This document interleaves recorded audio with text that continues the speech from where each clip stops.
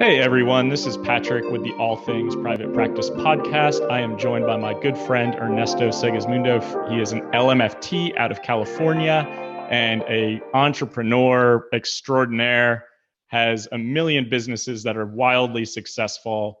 And I'm really just happy to have you on here and talk about where you started and how you got to where you are right now. Patrick, thank you so much for having me. One thing that comes to mind, first of all, thank you so much for that introduction. And, I got to say the same thing about you, man.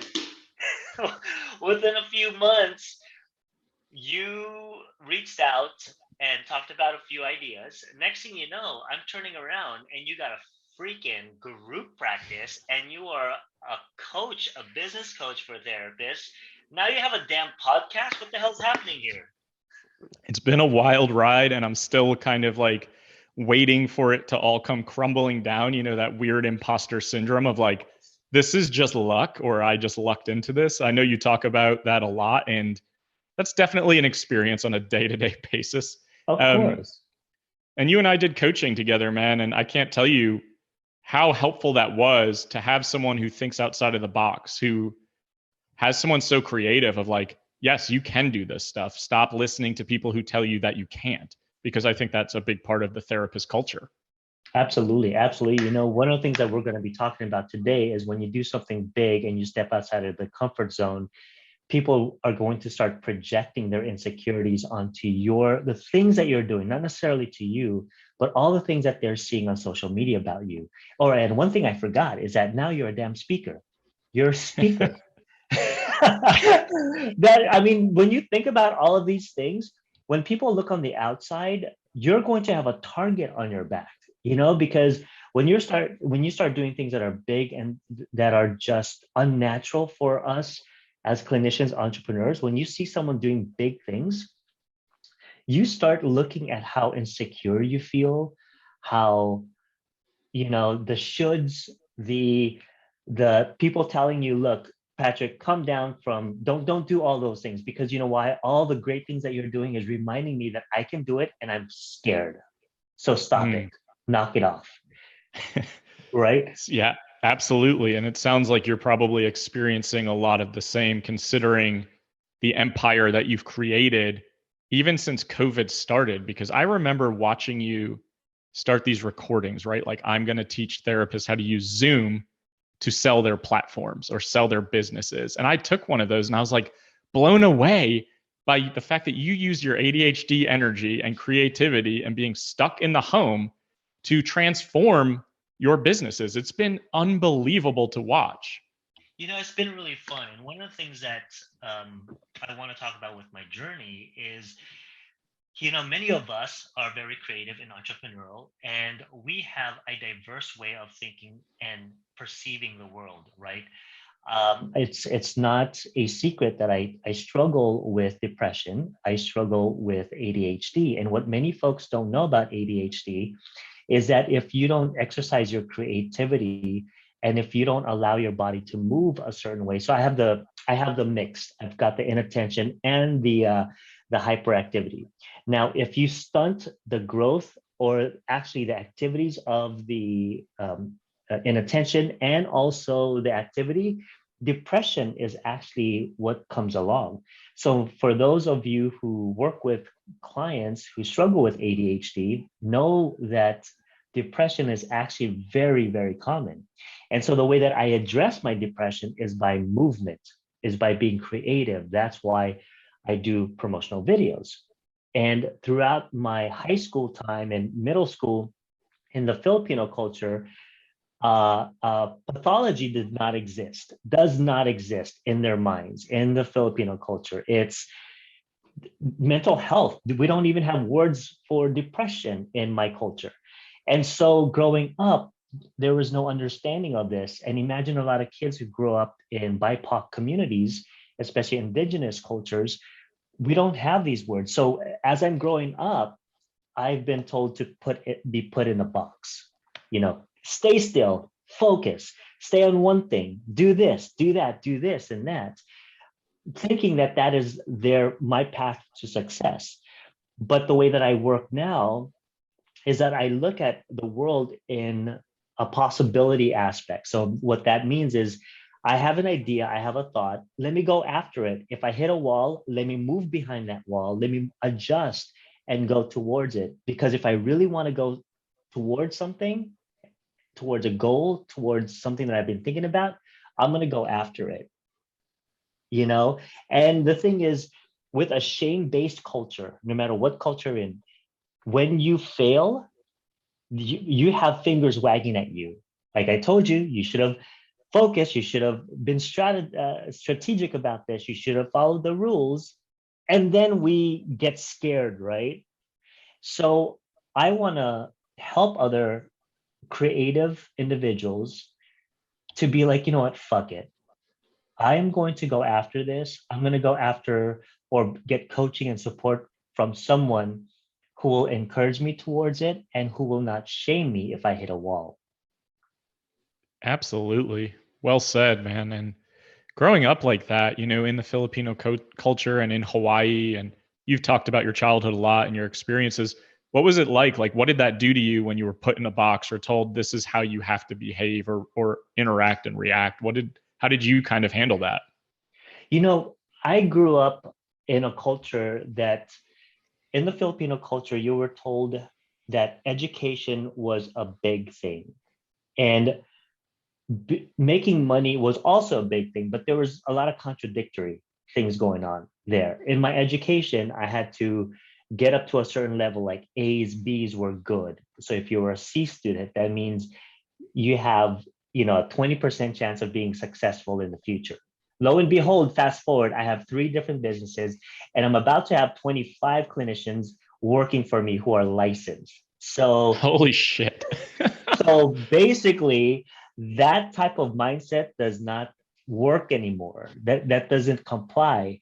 And I brag about not being an A student. I actually brag about being a DC student.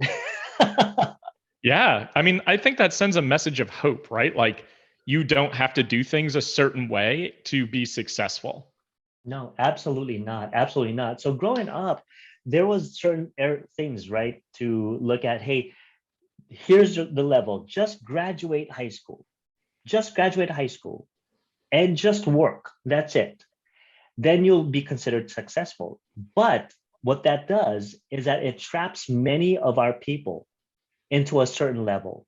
Once you reach that, it's like, oh, I reached it. So what else is there? Right? For me, luckily I was surrounded by really strong women. My sisters were entrepreneur. They were independent. They were creating businesses out of nowhere. My dad was a hard worker, my mom as well too. And I also had people around me that thought bigger, that wanted to go to college, wanted to do things, right?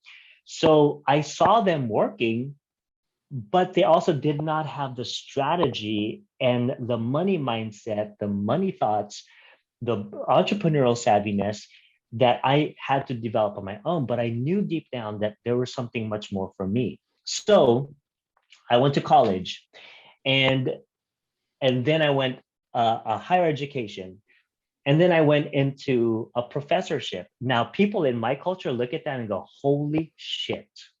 Because it's so foreign, right? Sure.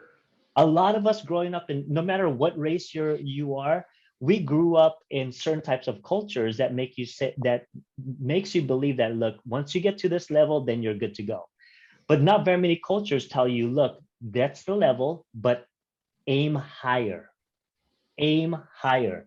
I don't know, for those of you who saw the movie Shang-Chi, one of the things that was said in there was, if you do not aim at anything, I don't want to butcher this. If you don't aim at something, you aim for nothing. I think that's what it says. But I will get actually to the actual term for it. But basically, we are sometimes told to not aim, not go for something. And so you're not going to get anywhere. Play it safe. Yeah. And therapists are risk adverse anyway. And so the more you perpetuate that, the more you're not going to get anywhere.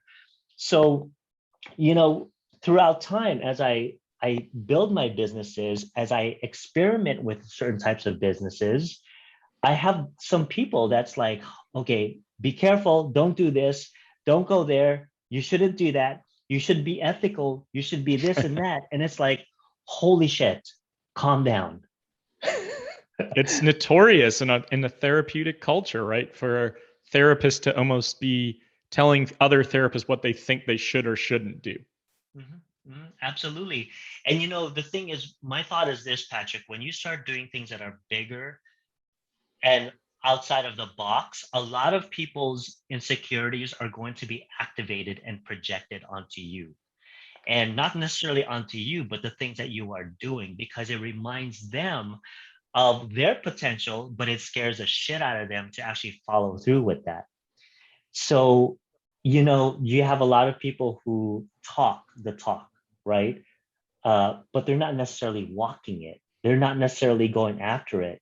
I want to make $1 million, but okay, what are you doing to get to that place? Sure. Yeah, absolutely. There's no plan of action, and there's no ability to step into that fear or risk either, and to hold themselves back by telling that narrative of, you can't be successful, you can't do this, this is not going to work.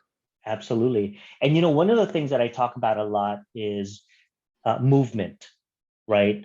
There's a part of the brain called the RAS, and you heard me talk about this before. And the RAS actually is a part of the brain that says, this sounds familiar, this looks familiar, and I will focus on that thing, right? So anytime this is where the concept of what you focus on expands. So if you focus on something that is going to not work, your body will respond to it. Your brain will actually look for things to sabotage that which you are trying to attain. That's what the brain does. But if your brain is positioned to go, you know what, this is going to be hard, but I'm going to go after it, and then you actually do it, the next time you do something like that, you go, well, the brain goes, remember when you did that last thing that was really difficult, but actually it happened? Maybe, just maybe, this is going to happen again. So go ahead and do it. And the more you succeed in that, it starts looking for ways to find loopholes to get to your goal. That's what the brain does. And that's also called resilience as well, too. You keep going, you keep going, you keep going, and your brain starts understanding that it can and are creative to find ways. People ask me all the time, you have 3 different businesses, and if I was honest, there's actually 4 or 5, but we're just going to keep it on the side, right? But they go, how do you do it? It's because my brain is triggered to find ways to make everything succeed and to actually follow through. And if I come up with a block, my brain is going to find a way to get to that spot. Right? What do you think the difference is for people with that ability to say, there's a barrier or an obstacle, but I'm going to think creatively to work through it or around it, compared to the people who get to the barrier and are like, they wave the white flag and are like, no more, can't do it, this isn't going to work? Yeah, and that's a very, very good question, because there's also a sense of always achieving to be better, right? Always achieving to want to know more. So let me give an example of what this looks like from my perspective. I knew that there was more to this world and to my gifts, to the things that I was doing, with 2 different experiences. One experience, and many folks have heard me talk about this, was in my mom's passing. My mom passed away in 2014 suddenly. That's one pivotal moment when I knew there was much more. During that time, I was working a lot, and my mom was asking me a lot to come home during that time, but I was so focused on building a business and a business empire that was just my single focus. Then my mom passed away. And in her death, I actually found how to live, because I was putting all of my thoughts and my energy onto building something. But in the long run, I was like, what the heck is this? There's much more to this. And I lost my ability to go home to be with my mom, who's been asking and all of that stuff. And suddenly I'm burying her. So in her death, I found life. So that's one instance. The other is when I went to Florence and I went to visit the Duomo. For those Beautiful, of, beautiful place. oh my gosh, if you have ever been to the Duomo of Florence, you have to, because it's just an incredible place. So I saw the David now, right? It's in Florence. It's in Florence, yes, because I went to Tuscany, Florence, and to Rome. So I saw the David, and I stood in front of the David. And the David is actually all the way in the back, and all the sculptures that was done had all the flaws, big hands, big head, big torso, is all on display. So when you're walking through the hallways, you see all the flaws, but you see David, the beautiful David. And one thing that I didn't know was the marble that was used for the David needed to have a certain type of vein in it. And I didn't know marbles had veins, but it has veins in it. And so it just needed that. So it was perfect in nature. And when I thought to myself, I'm like, wow, the creation of this thing just in front of me is just awe-inspiring. And knowing how it was made, where it went, what type of marble, where they got the marble, and how they transported the marble, this thing here, I was just floored. And so those are some of the two aspects that came up for me, and my experience in Rome when I had communion in the Vatican and did all of these things, because that's my faith as well too. And I was just floored with all of these things that was going on.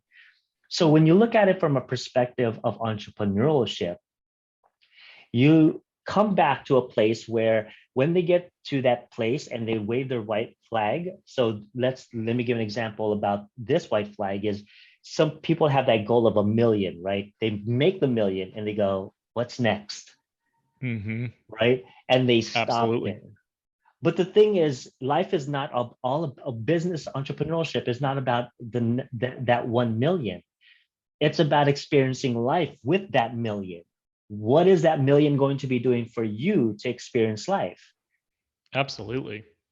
For Absolutely. you. Sorry. I was going to say entrepreneurship is about freedom, right? Like about autonomy, the ability to be in movement, to be creating, to be experiencing life. Like otherwise we're just recreating our corporate 45, 50 hour a week job, right, and kind of like just grinding all the fucking time. Yeah, exactly. So one of the things I appreciate about you is you understand the value of travel, because travel gives you the experience, right? So when I've never been to Ireland. I've never been to parts of Europe that you've been to. I've never seen volcanoes where did you go? Europe? Iceland. Iceland. When I see stuff like that, I'm going to Travelocity and Delta, and I'm going, okay, when did he go? How? I love that. I love it when people post places where they've been. A colleague of mine was posting about Turkey. Next thing you know, I bought a plane ticket to Istanbul the other day.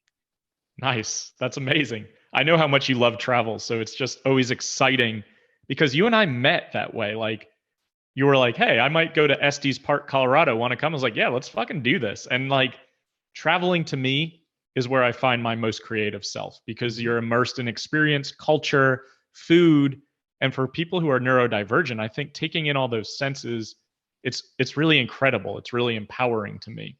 Absolutely. So sometimes when I scroll past like posts that are not interesting to me. What's interesting to me is when people post their food, when people post their trips in places where I'm like, oh, that's pretty interesting. That's what Instagram and social media is all about anyway. It's like making you feel like, oh, there's much more to what we're doing in life, right? And so with the COVID era, there's a lot of unfortunate things that happened in the COVID era, but there's also some really fortunate things in the context of online businesses. And so it allows us to be in a certain place, but still fulfill our roles. And now it's tax write-off for a lot of things, right? You're going to Ireland and you know for a fact that that's going to be a tax write-off because you're doing, research for your retreats. Right. Absolutely. And I've seen you do the same for your retreats in Hawaii and you're not your typical psychotherapist summits and like everything you're doing. And man, give yourself some credit because you're a big cheerleader for a lot of people. You started all of these things during COVID, like your Zoom webinars to teach therapists how to use Zoom, translated into coaching, translated into more speaking engagements, more retreats, like building, building, building. And do you think when people are scrolling through your posts about building, building, building, that's when the comparison trap comes up? That's when the insecurity comes up that you're experiencing as well? Yeah, absolutely. And so what I try to do as much as possible is balance that out with how difficult it is for me to get here. Many folks do things on social media. It's like, hey, I did this, I did that. But I know for a fact what you've been through to get there. Because there is no way you're going to be doing all of those things that you're doing, and you're just sitting around not experiencing some sort of a suffering or heartache. You know what I mean? Or else you're really good at faking it. I don't know. Or really you're privileged enough to execute that without any difficulty. But for me, no. Having a group practice, I have sleepless nights at times going, what do I do in this context? How do I take care of this? Oh my gosh, I got another email for this. It's a thing. It is a thing. You're so right. And I think people scroll through social media. It's a powerful tool, right? In good and bad ways. And they see these things and they're like, from the outside looking in, this is easy. I see so many people say, how do I create passive income?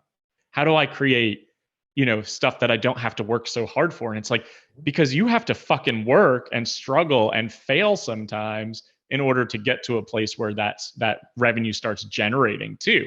And I have the same sleepless nights, man. I was actually having one about my group practice the other day. Like, oh my God, we don't have a discharge letter. I need to get up and like maybe write that right now while it's in my mind. I was like, no. It can wait. Just put it in your schedule send for tomorrow, right? I saw you post about schedule sending texts and I was like, yeah. Schedule send. I will do it tomorrow, but I need to get it out of my brain right now because it's going to consume me. Exactly. And so, I balance that out with the reality. Yes, especially with my summits, people are like, my gosh, you make that look easy. Hold on. It's not. Okay. I got to negotiate. It costs thousands of dollars. And you've got people who are unhappy sometimes about the cost. I had an email. Okay. I'm not going to rag on this emails like this, but I got an email stating that, oh, does the registration for your Kona summit includes, and the registration is $675, okay, when you get everything, $675. Does that include freaking airfare and lodging?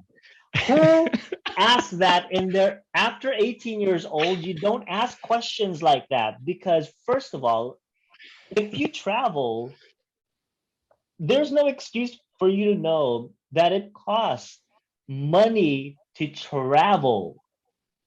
What the actual fuck?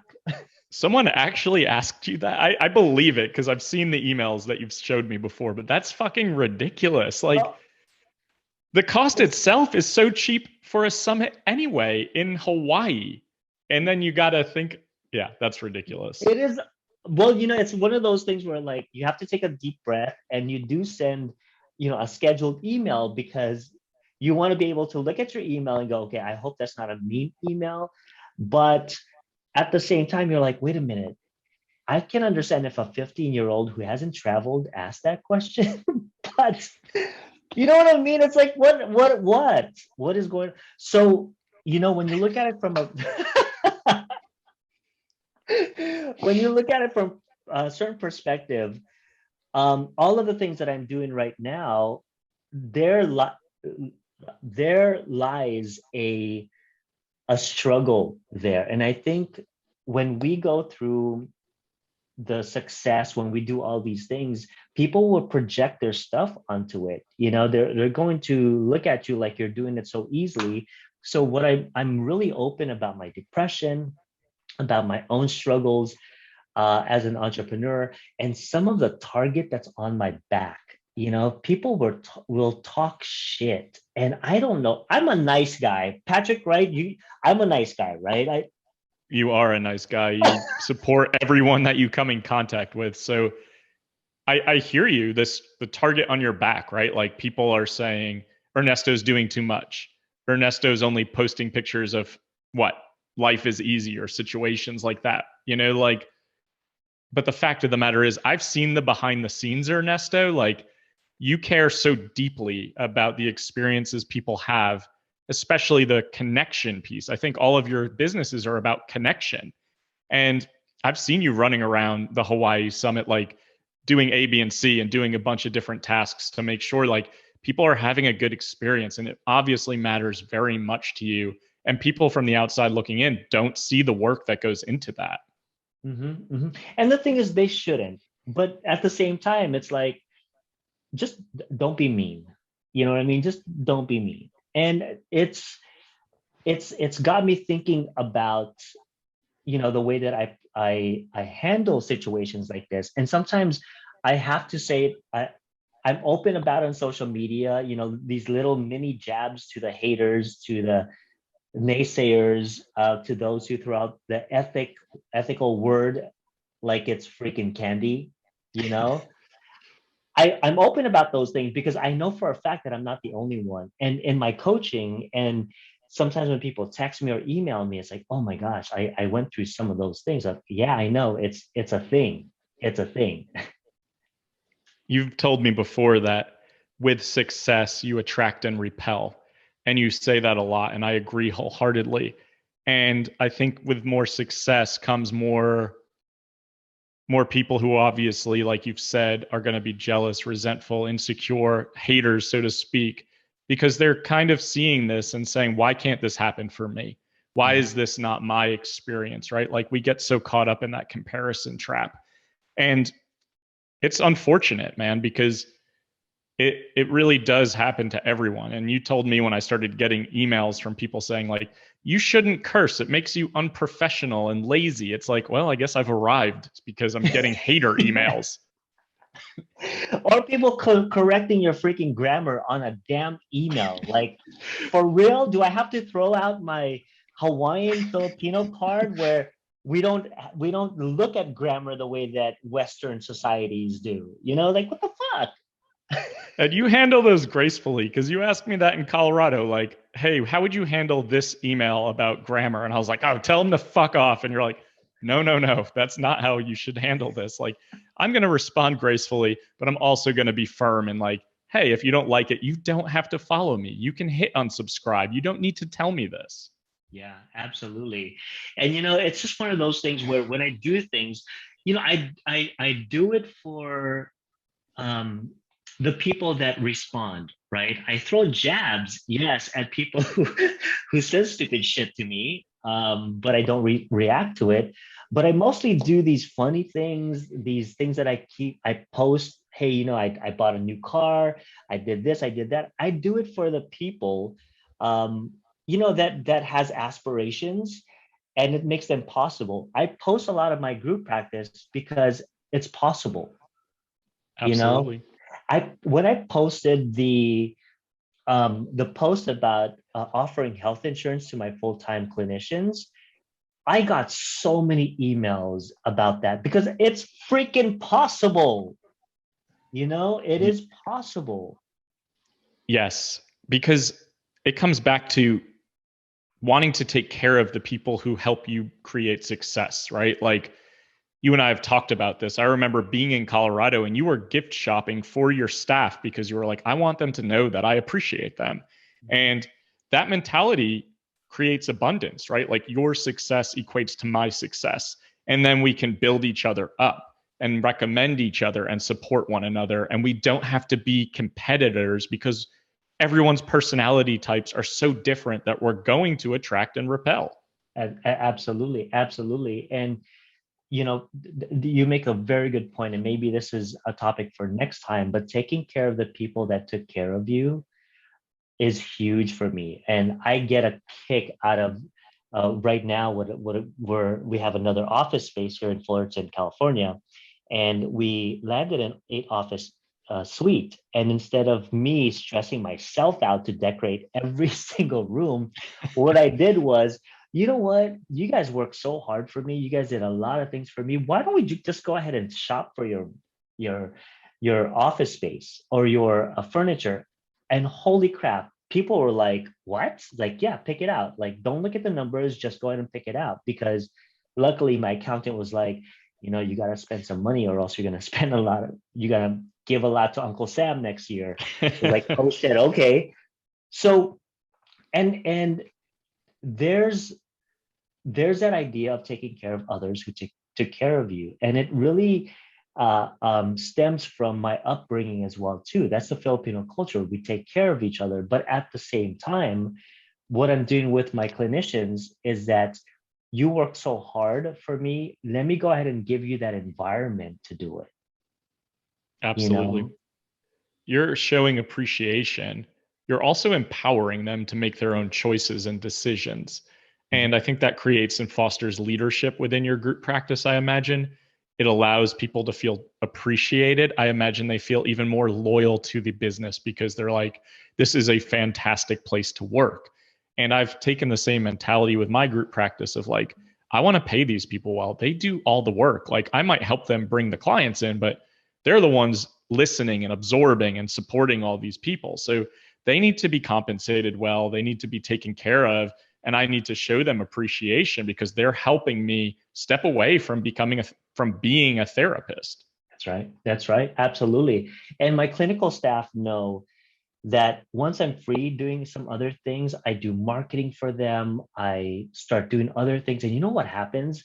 Some of them also starts defending me and starts saying some things about me that's like, this is his character. This is what he does. And when they say, well, you know, does Ernesto really give that much? Does he really? It's like, yeah, even much more. You know, so I like that kind of stuff. And plus, that's just part of being a good human to those who helped you and, you know, grow your empire.